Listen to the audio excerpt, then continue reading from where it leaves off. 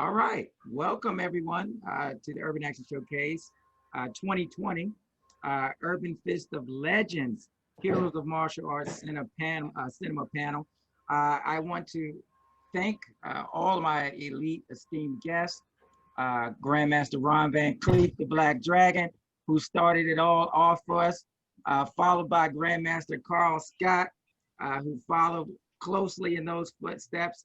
And then, of course, Don the Dragon Wilson, and then the new Black Dragon, Michael Jai White himself. Thank you, all of you, for really laying the foundation for martial arts cinema, not just here in America, but also throughout the world, because we brought something different to it. I want to introduce your moderator, Jeff Vita of Kung Fu Drive-In Podcast, Kung Fu Theater Drive-In Podcast. I'm going to leave you in his hands. You're going to be in good hands. And I just want to thank you guys again for giving me this time in the middle of everything that's going on. So I really appreciate it. And I'm sure the fans appreciate it as well. Take it over, Jeff.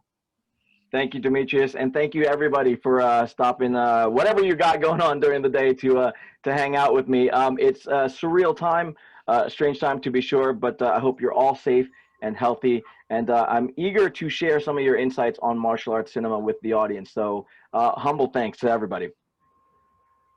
So I will get started with something about martial arts. Martial arts is a universal language. It's available to all sexes, races, creeds, faiths, whatever.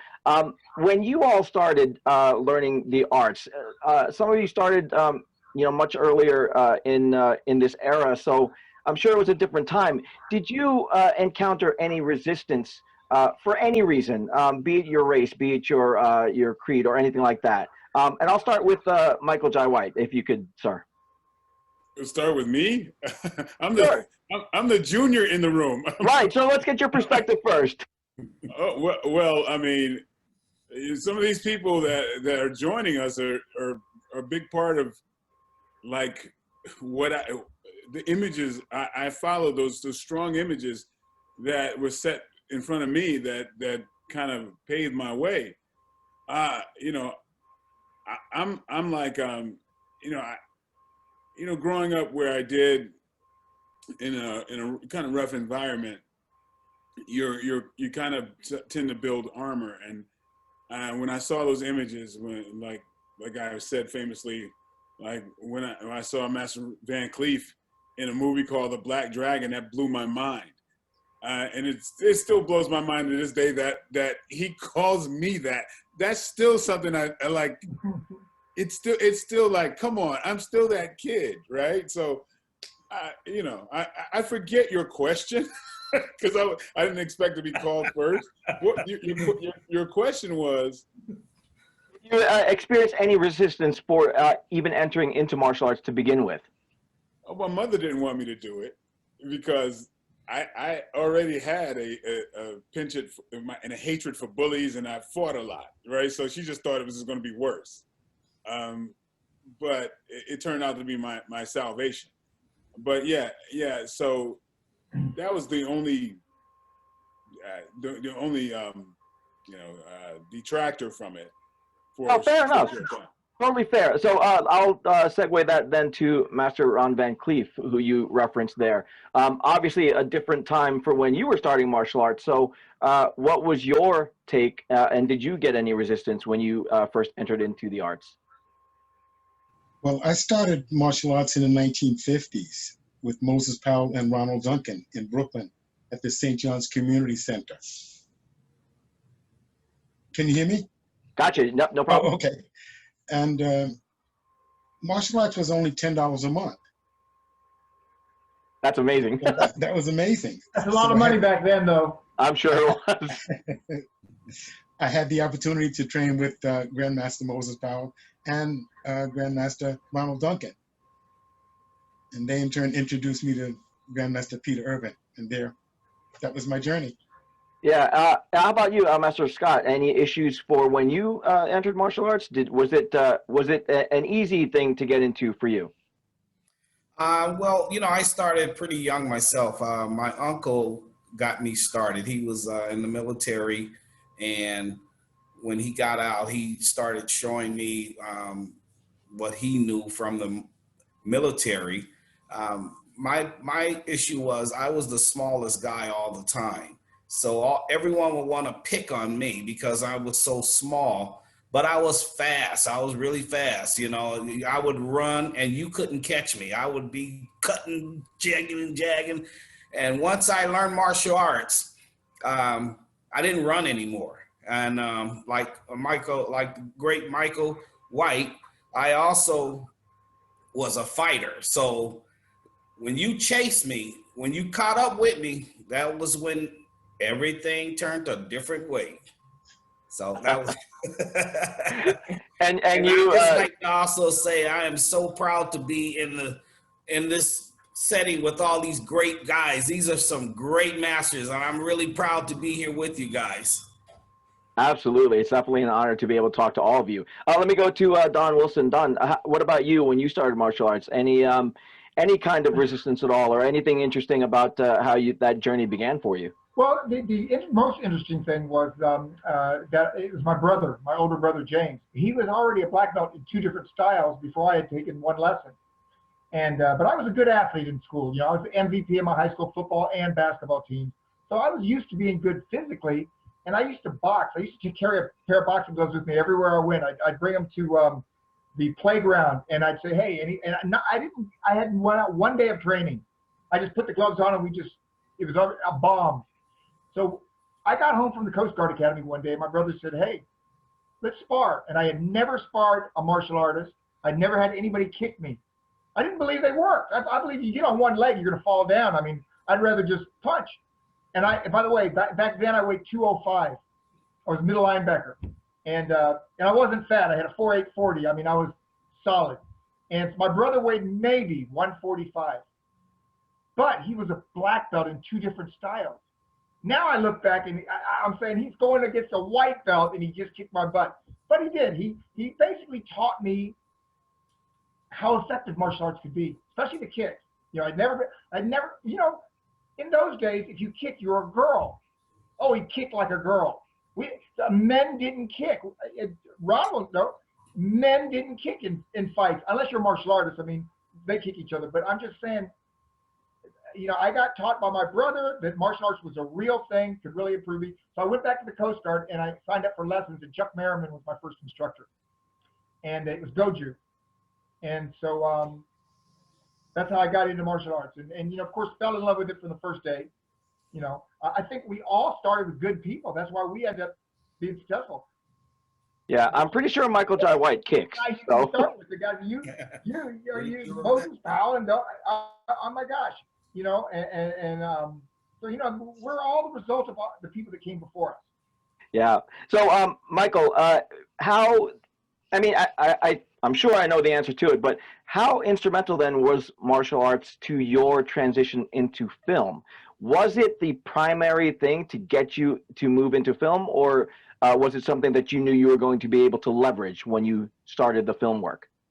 No, not at all. It really didn't have anything to do with it, other than what I would attribute my martial arts training and helping me into this industry. Because you know, not to brag, but I'm a writer, director, producer, and as well as actor. And I've been writing for a long time. I've sold a lot of TV shows and movies that people may have no idea that I wrote. But what the martial arts did was to help me focus. I mean, it's about discipline. It's about overcoming obstacles. So in that component, that helps me in every facet of my life. So it's really about, you know, you testing yourself, you know? And so in that way, yeah, but I didn't, quite on purpose, when I got to LA, I didn't want to do martial art movies. One of the earliest movies I took a part in was one of Don's movies, Don Dragon Wilson's movies, and I played just a criminal. You know, there was a lot of open parts to get my butt kicked or whatever, but I wanted to establish myself as an actor first. And you know, when I finally kind of crossed that threshold by playing Mike Tyson and Spawn and, you know, certain comedies, I did that. People saw me as an actor because I studied as an actor, and it was only until what's the Van Damme Universal Soldier 2 that I really showed any kind of martial art ability. So that was quite on purpose. Okay, and Master Scott, what about you, sir? Ask the question again. I'm sorry. I got into listening to Mike. No worries. I'm asking about the martial arts being instrumental to you making the transition into film, if it was at all, or was it just something that you were going to be able to leverage once you were in the film world? Actually, it actually put me in the film world. The way I actually got my start was I was at a stand-in at a Bruce Lee movie, and I got challenged by some of the crew that was there. And the guys, all of my guys were telling me, show them what you got, show them what you got, man. Go ahead and do it. This is your chance. Well, I was pretty young, pretty, small, but I gave the guy the chance to spar with me, and I was, really fast and moving on him, doing some stuff I guess they hadn't seen me do or young African American do. And it got the attention of the Eternal Film Company, the co-owner. And at that time, she said that I wanted to talk with you. So she pulled me to the side, and then it started from there. It was a great opportunity, and I took advantage of it. And to your excellence, of course. Master Van Clief, what about you, sir? I was a stuntman with the East Coast Stuntman Association in 1966. And Harry Matson, one of my mentors, he said that he would like for me to start to design some fight scenes for films and for television. So I worked on Kojak. I was a cab driver, bag snatcher. They had those type parts for us in those days. But I started as a stuntman. And one day, Betty White called me from Black Beauty Agency, where I was represented, and it was for an audition for the Black Dragon films. I met Sarah from Carolexis. I don't know how they selected me, but I wound up doing 5 Black Dragon films. And it was quite an amazing journey. Amazing journey. Very revered films for all Kung Fu. If it weren't for martial arts, it would have never happened. It's amazing. And how about you, Don? It was Chuck Norris, basically. Because I had people, while I was a fighter, kickboxer, they said, oh, you should think about movies. But, they're not people in the business. They're just friends of mine, people that I know. But when Chuck Norris and I met, the first time we met, I was in his hotel room, me and Bill Wallace. And we were talking about martial arts and things. And Chuck looked at me and said, Don, you should think when you retire, move out to LA, get an agent, and try film as a second career. Because he said, it's been a great one for me, and I fully advise you to try it, at least try it. So that's what I did. The first time, I retired 3 times now. But the first time I retired was in 84, and in 85, I took my last fight purse against a guy named Johnny Terrio, real heavy hitter from Canada. And I took that fight purse and I moved out to LA. It was $15,000. And Michael, $15,000 doesn't last long in LA. Right. I found out really fast that they weren't looking for 6-foot tall Asians with Southern accents. And so, I fought and I did movies up until I retired again in 1990 because I was making so much more money doing movies. And the fighting became a hobby. It cost me money. So I got out of the fighting, but then I got the fight offer to come out of retirement for the 3rd time for Dick Kimber.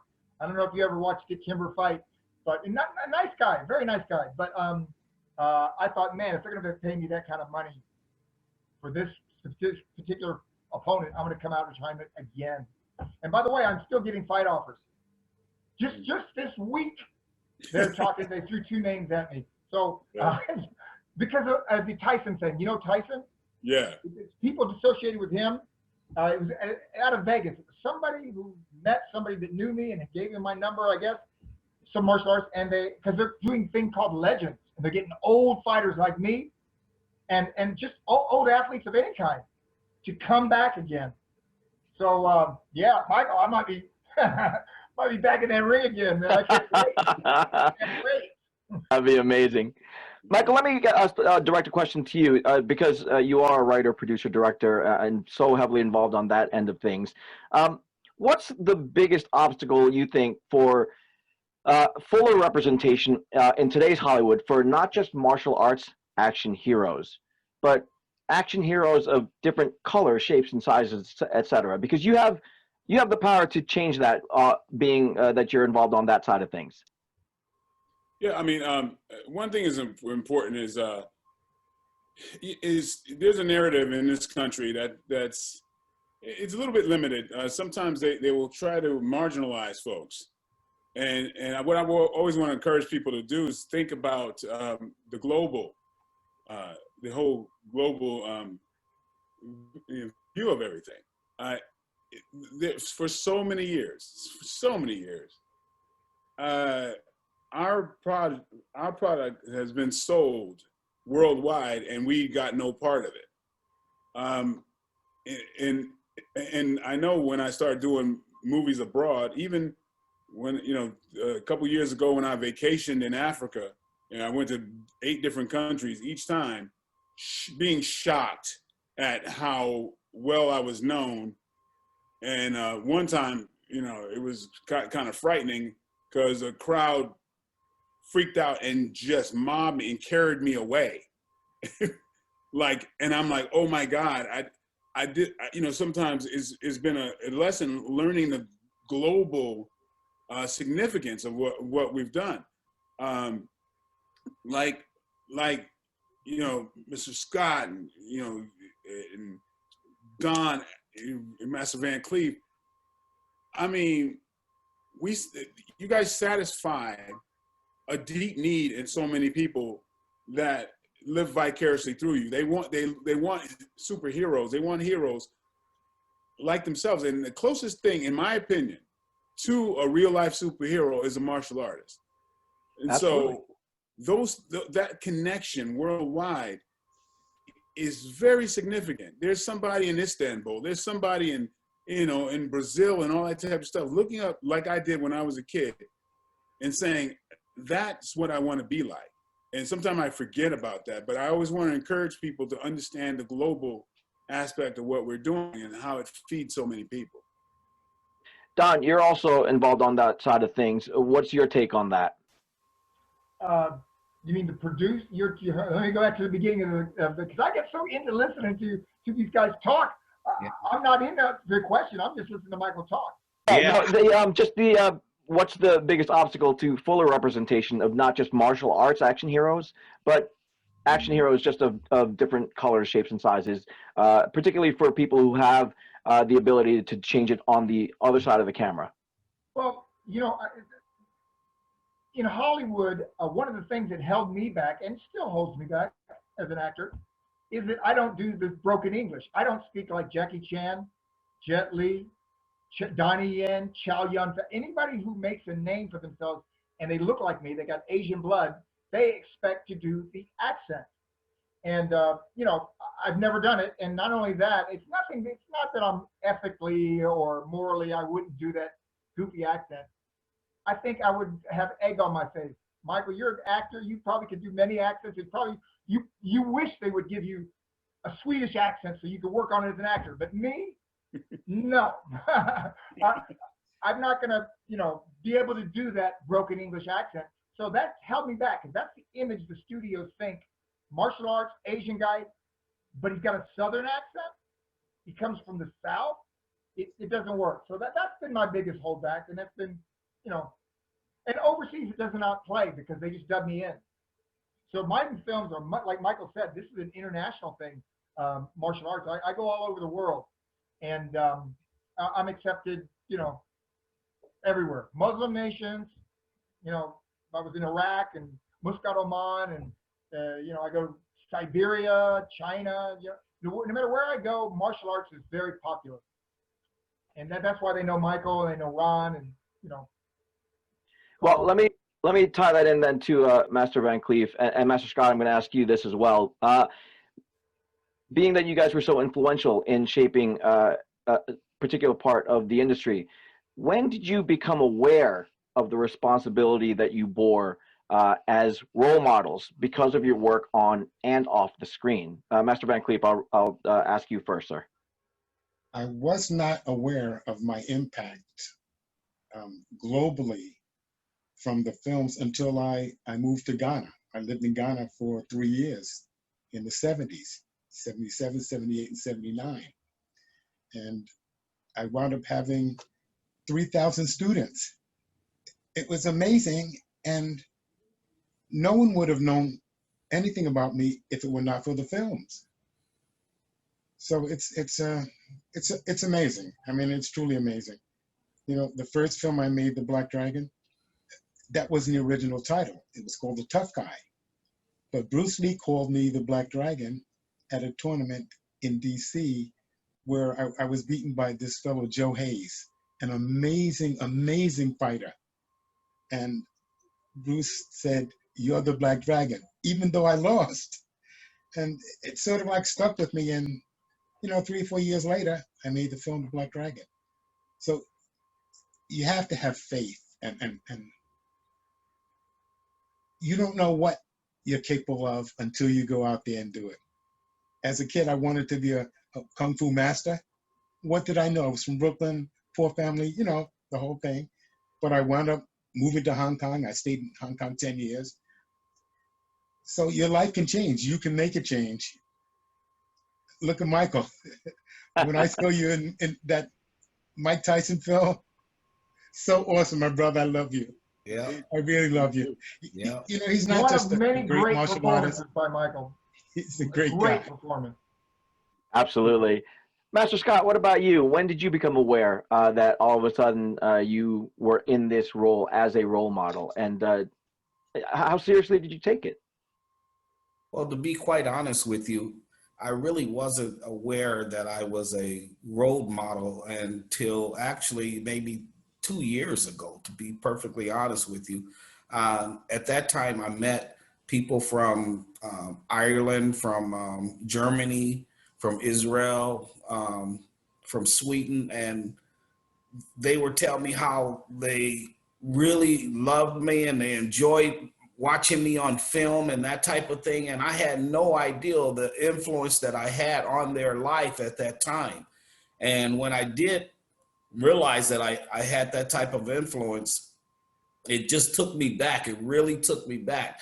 You know, Michael's 100% right. And so is Ron, that internationally people look at, they needed something to look up to and to inspire to be, you know, and to see someone African American and young as I was at that time and doing the type of stuff that we were doing, the films, you know, the type of martial arts that we were doing at that time, it was amazing to them.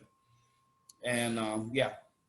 Well, Michael Jai White, obviously these gentlemen were influences for you. What about you as a role model now? Are you aware of the impact that you have and can have on the audience? And what do you do to service that? Well, I mean, I consider myself a bit superstitious, so I feel like I adhere to kind of I always want to represent myself with the utmost honesty. I feel like ever since I came to Hollywood, I never made a BS friendship. I've held to a certain standard of honesty and integrity. Even though, you know, some might have thought it was corny or whatever, I said, I'm gonna basically die by these rules. And somehow, in the face of everybody, you know, telling me like, you know, you gotta play the game and whatever, I started to prevail. And so with those characteristics getting me to where I am, there's no way in the world I would look at doing anything different, right? So So I feel like for me being a role model, yeah, I kind of, I still like, I love feeling like a student, and I love looking up to people like Master Van Clief is still a student. This guy, he's so, man, you don't understand. I'm so inspired by people like that. That's how I want to be. I just want to live in honesty. I just want to keep getting better. And if people, if I'm inspiring people by the way I'm conducting my life, then great. I'm a little bit, I get a little bit shy with the accolades. It's not the most comfortable thing for me. I think I'm put on the earth as as a servant, right? I'm an entertainer. I'm a servant, and so I'm not very comfortable with adoration, But yeah, I do have to recognize that I'm a role model to others, and just continue to conduct myself in a way that is honest to me, and I think it'll serve those who follow me. I, of course, respect the code of honor. Don, what about you? Well, like I said, I go back to Chuck Norris again. I follow in his footsteps. When people say I'm like certain actors, I'm really not. I'm not like Jackie Chan. I'm not like Jet Li, Van Damme, Seagal, Speakman. I'm more like Chuck Norris. Chuck Norris was famous worldwide as a fighter, a martial art competitor, long before he ever did his first line of dialogue. People knew his name all over the world. I was the same way. I was a kickboxing champion for many years before I did movies. And so I'm more like Chuck Norris. And if you look at the way he is, family man, I mean, how many scandals have there been about Chuck? Right, right. Not only has he, when he got rich, because, he is mega rich, so there's nothing wrong with that. But you didn't have scandals. He actually became a born-again Christian. I don't know, his wife is that way. And so in other words, he became more traditional with his values, as opposed to, some guys start out in Hollywood and they were normal, nice guys, and they get started on drugs and they're doing all kinds of crazy things and scandals. And yeah, my mentor would be Chuck Norris. And so I hope that when I reach his age, which we're a few years apart, I'm old, but I'm not quite that old. I have the same kind of record as Chuck. No scandals and no crazy things and no drugs, of course. Fair enough. I take vitamins. I don't take drugs. All right. Let me go then to Master Scott. Master Scott, can you point to recent examples of authentic martial arts in film that maybe that exist or that are coming up or that you've seen recently that you think represents the genre well? Well, I just saw Michael's new movie, and it was really nice, very nice, actually. And I don't watch too many films, to be perfectly honest with you. I'm kind of low key on doing that, so I can't really answer that question too well. No worries. Master Van Cleef, what about you? Are you aware of anything that you would point to that you would say, yeah, if I wanted to point to a film that represents the genre of the martial arts well, this would be something that I would show? Okay, but I have to tell you ahead of time, I'm a Michael Jai White fan. Of course. Blood and Bone. As are we all, I think. Blood and Bone was my movie. Yeah. Fantastic film. Yeah, and that was it was a wonderful experience to see you, Michael. Thank you so much. Thank you. And Ben did such a wonderful job. I'm very proud of you. Thank you. Black so much. Dragon. Yes. I love Michael J. White films, but I gotta say, and I never thought he would become kind of a martial art action guy, Denzel Washington. When he plays that Equalizer, he's not muscular and he's not flexible and he doesn't have any flashy moves, but I just like what he does, the way he takes guys out, and it looks believable to me. I know it's not totally realistic, but it's enough for me. I like that choreography style that I like Denzel. What about you, Michael? Oh, I martial art wise, I feel like the stuff Donnie Yen is doing as far as choreography is really setting the bar. He keeps evolving, which is amazing to me. Some of the stuff that UASE has done with with Raid and Raid Redemption, that's another bar. So those are and of course Jackie Chan. Jackie Chan has just been just in the world on his own. You can mention your films because you do it well. Was that? You can absolutely mention your own films because everybody here knows that you do it well. Well, yeah, but I long to have the luxury of being able to shoot a fight scene and take a whole week to do it. Of course, yeah. you know what I'm talking about. 1 week. What's 2 that? weeks, 3 weeks. I mean. Yes. Yeah. Yeah. So Don can attest. They spend more time. We have to do the main fight scene in half a day.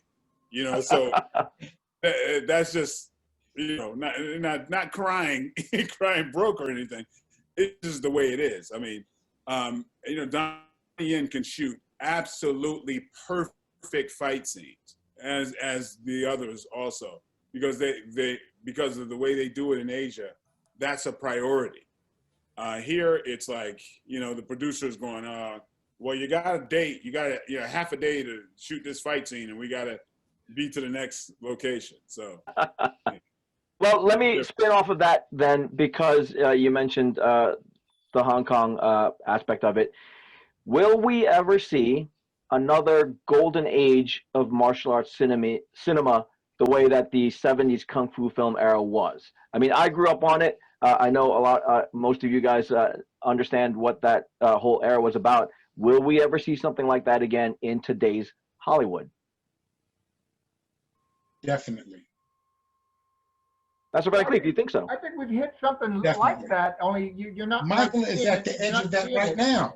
But there's no fight scene you will see in Jack Reacher and John Wick or Born Identity.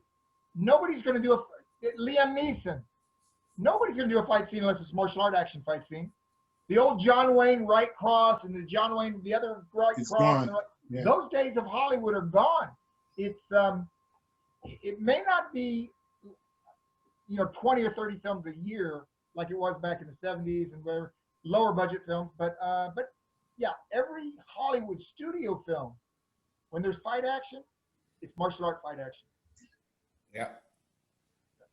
I believe it could very well come again. It requires somebody who really understands the art of it, and if it's successful, those proceeds make it so that it's a profitable thing to return to. So, I hope Master Van Cleef's words are prophetic, because I've got some things that in the works that will step things up quite a bit. Because I hope we can revisit this subject next year. Make a difference. Yes, sir. Yes, sir. Well, why do you think that is? Why do you think it has not been part of the cinematic culture for a while now? We went from the Kung Fu film era to that 80s action era to what is now a different evolution of that beast. What do you think it was? Is martial arts just not something that Hollywood wants to bank on anymore? Well, they'll bank on it as soon as it's profitable. But look at Resident Evil. It's a woman using martial arts against zombies. That's a pretty strange combination. Look at The Matrix. There's more kicks in The Matrix than I've ever done in a movie. Born All three Identity. of them, martial arts. And we do it in my movies. Number one, Roger Corman was a low-budget filmmaker because it's cheaper than action. It's cheaper than a car chase. It's cheaper than a gun shootout. They just get Don Wilson and one of his friends, turn the cameras on, and you got action. But with The Matrix, they had $100 million to make that thing, and they used probably 70% of the action is kicking and punching. So martial arts is it's in horror films, like I said, like what was the zombie one? Well, that's Resident Evil. Yeah, those were somewhat zombies. But and I've even done it. You know, what was the Wesley Snipes' most popular movie? Blade, the vampire movie. Mm-hmm. And he throws more kicks in that movie than I throw in my movies. So we've got, you know, I don't want to say we got to go back to the 70s and all of us put our gis on again, go into the karate schools and it's my instructor versus your instructor, or my style versus, we don't, you know, film, like everything, evolves. And today you got to have good actors like Michael. They have to be good, solid martial artists. You have to have good stories, decent budget, and then you have a successful movie. I don't believe it's ever going to go back to the days when, you know, back in the days you're talking in the 80s, not the 70s, but the 80s, bad martial art movies made money, right, Michael? I mean, people made bad ones and they weren't even interested. I didn't even like them. Kill and Kill Again. They made a profit. And those days are gone. If you don't have a good script and a good director and a good star, surrounded by good actors, no matter how much punching and kicking you do, it's not going to be a hit. I have to agree with that, because if you look at Jason Bourne and Bourne Identity, and as he mentioned about, and he mentioned about with Wesley Snipes, I'm not Wesley Snipes, but Denzel Washington. I mean, he looked great doing those moves, you know, and that's all martial arts style, you know. Real stuff, though. Yeah. Self-defense. It's not the flashy jump kicks and slow motion kicks. No, Denzel pokes your eyeballs out. Right, because he wasn't jumping and kicking and doing it. He would hit you, bang, bang, bang, bang. It was a wrap. And that's what he did, you know. It looked believable to me. When I watch his movies, I like it. I love that. And also, too, the gentleman from Taken. You know, Liam Neeson, yeah. Yeah, he did a fabulous job as well. You know, I love those fight scenes. That's the type of style that I enjoy watching. The jumping up from 10 stories up, coming down with a nice side kick, you know, and rolling, you know, that's over. Yeah, but I did like that Matrix, though. You know, in the right environment, and Crouching Tiger. Yes, yes. I did, in the right story, the wire work and the slow motion spins and flips and back flips and Malina or whatever. I like that stuff in the context of that. But if you got a realistic movie like Jack Reacher, you know, one of the Tom Cruise ones, you can't have a guy do a back spinning flip kick, bounce off the wall in slow motion. It takes me out of the movie when it becomes unrealistic. Right. So with the right script, I mean, you know, Crouching Tiger, I love that. There's nothing realistic about that. Those people literally were flying. Like they're flying 100 feet up in the air and everything. I mean, but I loved it. I love Crouching Tiger. Beautiful movie. Well, all right. Let me touch on that then.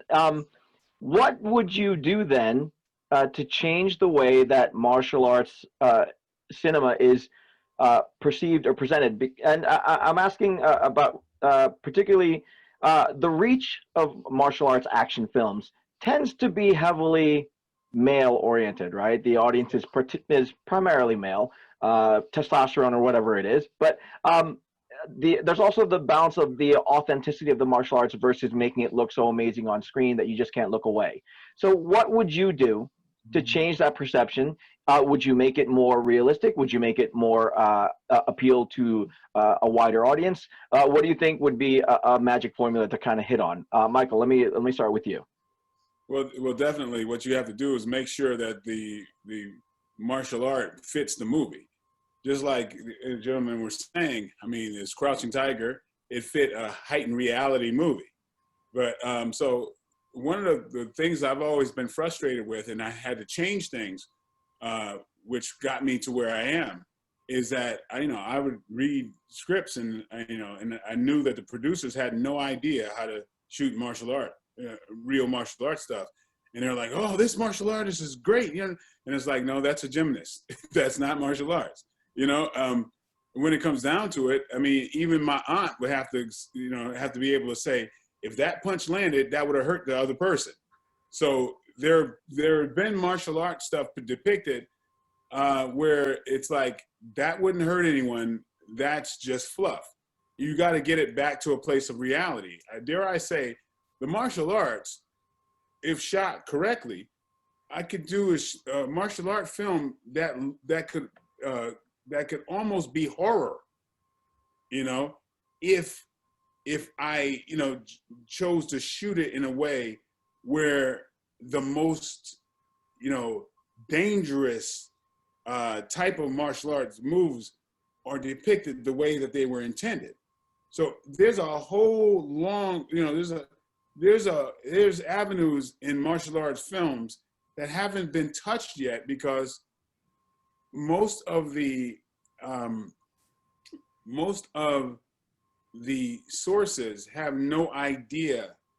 First of all, you got to get a martial artist that understands the depth of what martial arts is. There's not many people. Usually, the people who get the furthest are the people who are really good self-proclaimers. And that doesn't tend to be the best person, to be honest with you. And even if you have that, how do you depict it correctly?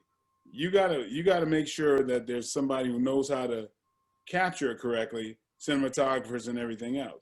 And so there's a editing, revamping that has to I happen. found the editing is so important. You know, you can shoot a great fight scene, choreograph a great fight scene. You get in the editing room, you can fumble the football and have a boring fight. Absolutely, that happens to me over and over and over.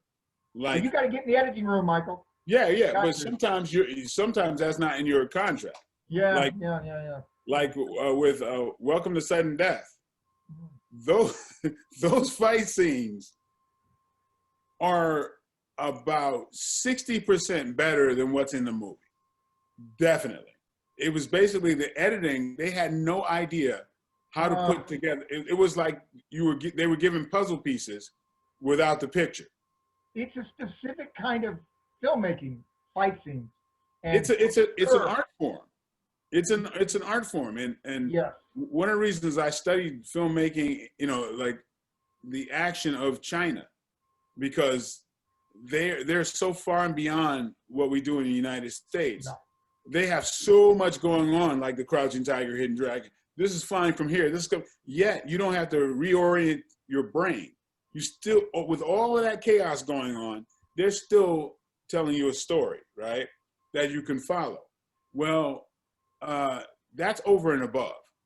So I don't want to get too nerdy in this whole thing, but yeah, there are the best components of all different filmmaking that have to unite to make a tremendously great film.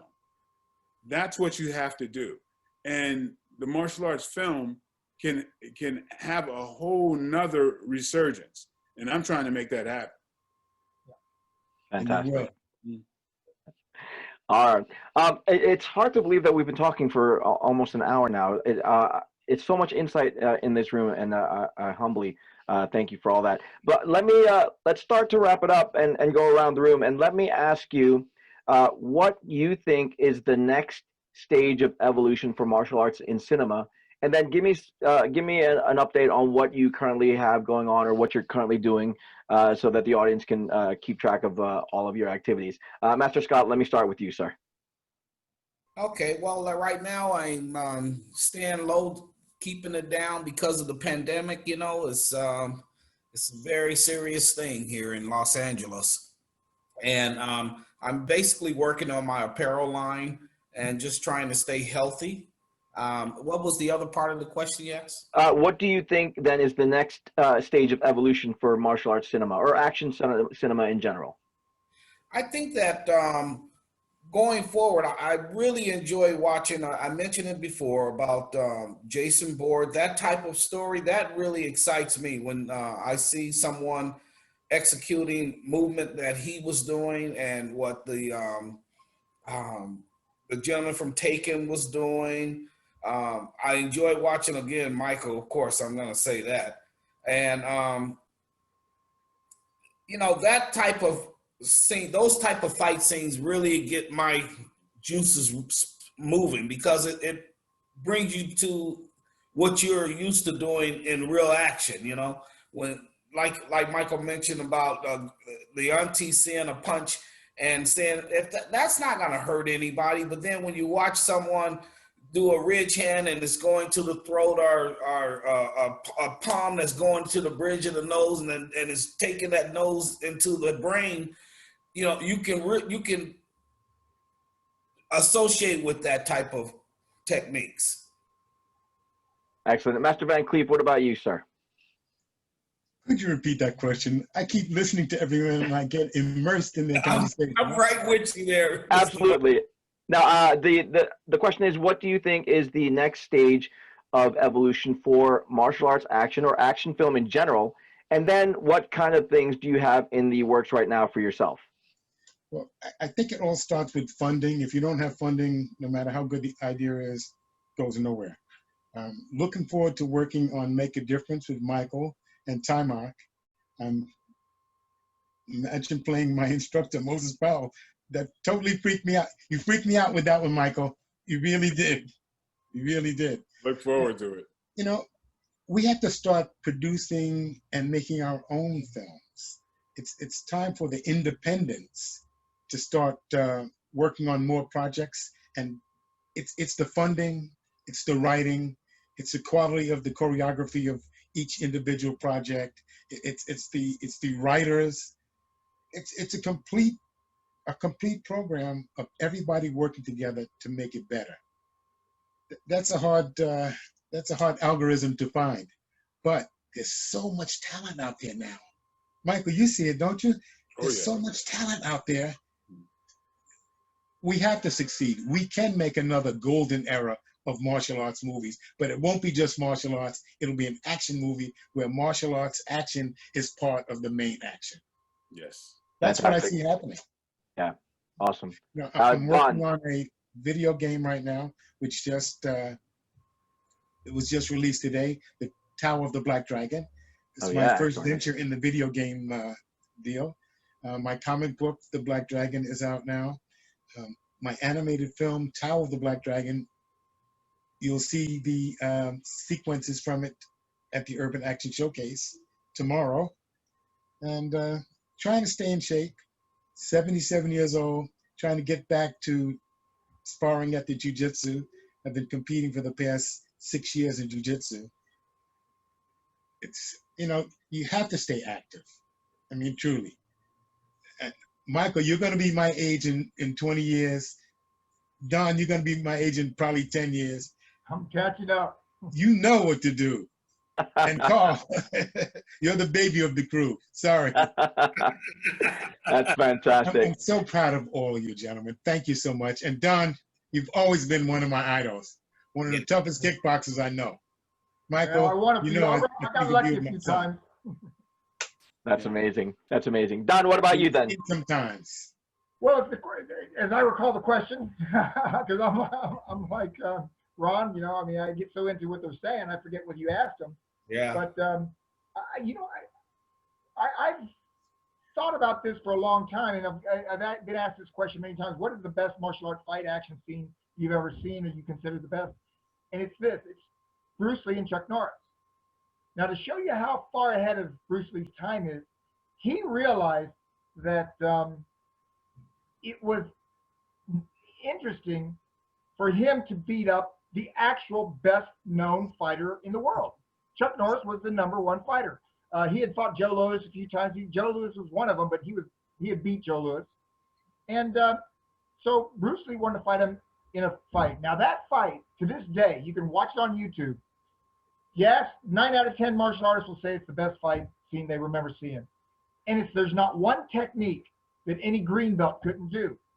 So it's not like we've got a gymnast, like we get Kurt Thomas or some gymnast to do backflips and everything. You say, oh, that's a great fight. No, Bruce Lee and Chuck Norris, because we knew they were icons, great martial artists. Bruce Lee, great martial artist. Chuck Norris, great point fighter, great martial artist. Squaring off, and there's strategy shown in the fight. Michael, you know, most of the time, you got a guy comes around the corner, you don't know what his strategy is. You don't know the fight scene happens so quick and you knock a guy out and you move on to the next guy. There's no climax, there's no buildup, there's no thought process. because you got to do that with close-ups. You know, Bruce Lee shot that like Sergio Leone. He went up to Chuck Norris's eyes. They looked down. Then he did a close-up of his feet. Remember, there was Bruce Lee starts to find out he's getting his rear end handed to him. Chuck Norris is beating him because he's fighting power on power, straight ahead. Then he gets on the balls of his feet. He starts moving. And as a real fighter, you've got to do that. It's called strategy. If plan A is not working, you got to shift to plan B. If you're thinking you're going to catch him with a roundhouse, left roundhouse kick, and you're trying it, you can't get it in there, you got to go to the right leg side kick or something.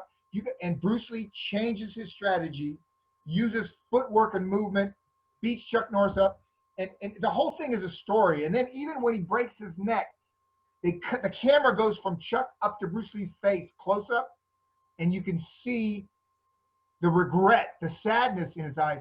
He didn't want to have, he respected Chuck, even though he was a life and death adversary. And then think about this. When do you see the good guy and the bad guy? The good guy shows respect by folding his gi, putting his belt on him, bowing to him, and showing the respect after the fight. It's a great touch, yeah. Never been done. I've never seen it in any film where they fight to the death, and then the other one shows all the respect. You know. Anyway, that is what Bruce Lee did, and that's what I think the future of fights, the great ones that people will remember and say, "Wow, that was a great fight scene," will have that. They will have strategy. You will be able to see the thought process of both of the actors fighting each other, or even if it's not just them, if it's a group of guys, you know, untrained fighters, and then one guy like Michael in the middle. It's the thought process of Michael thinking, I'm going to attack the first one. When they get me, I'm going to use this guy as a shield.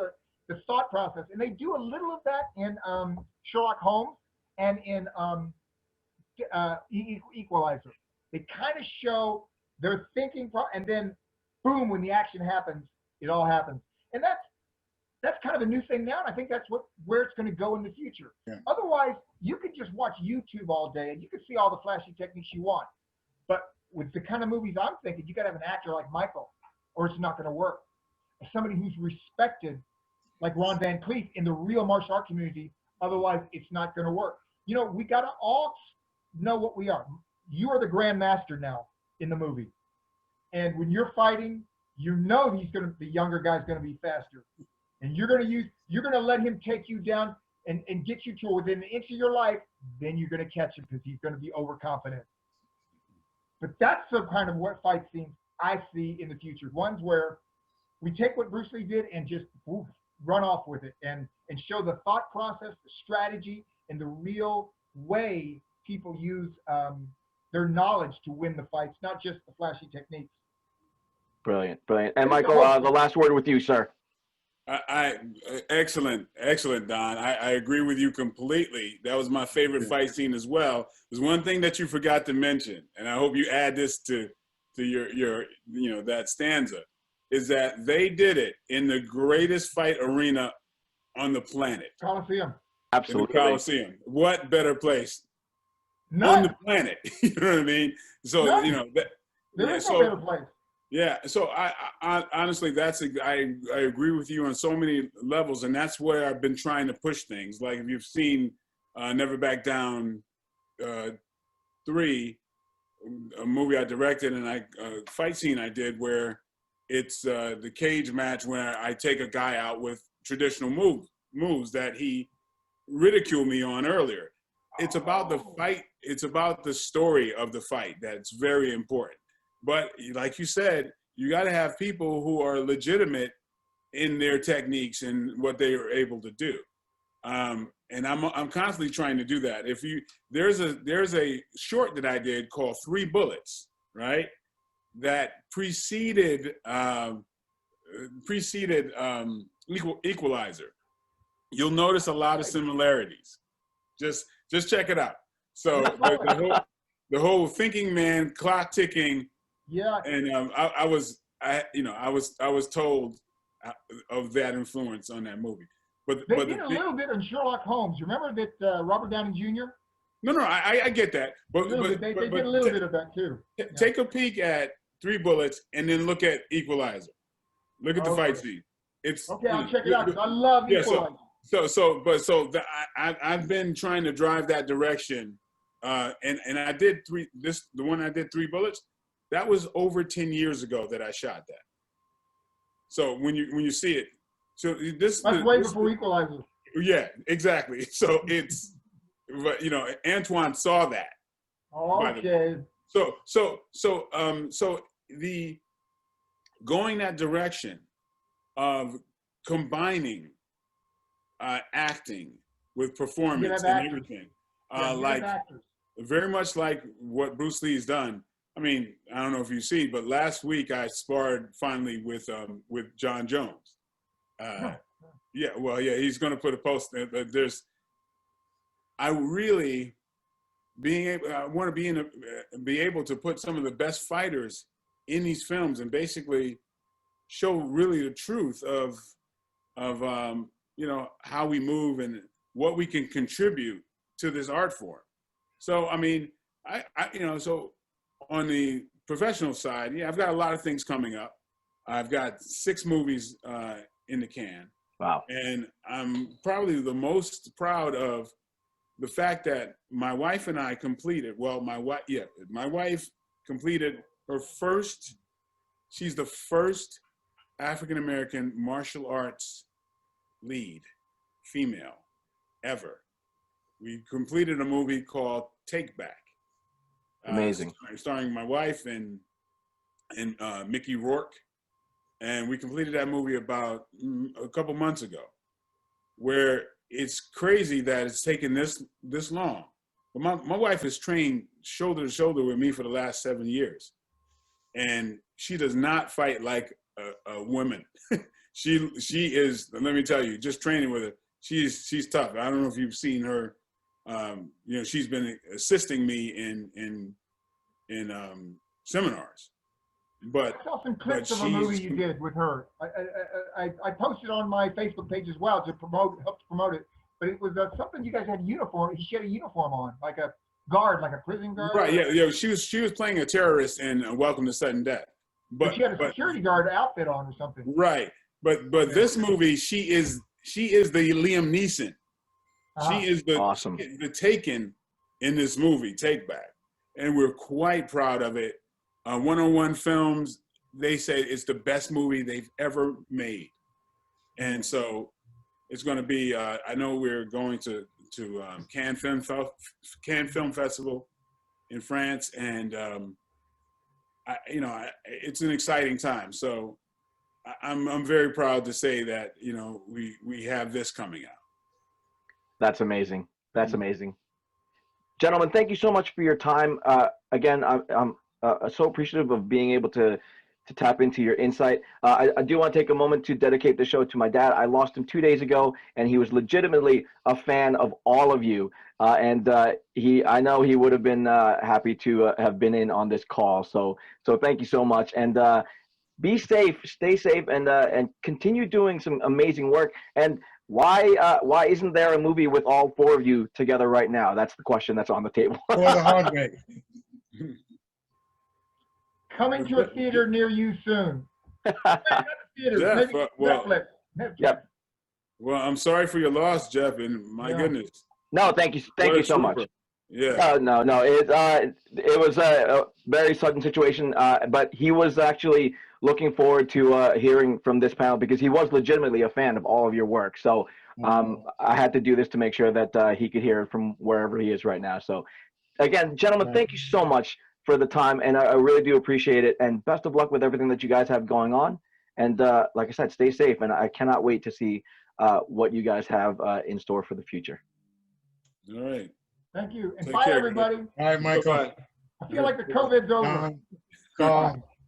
Take care. Take care, gentlemen. Thank you.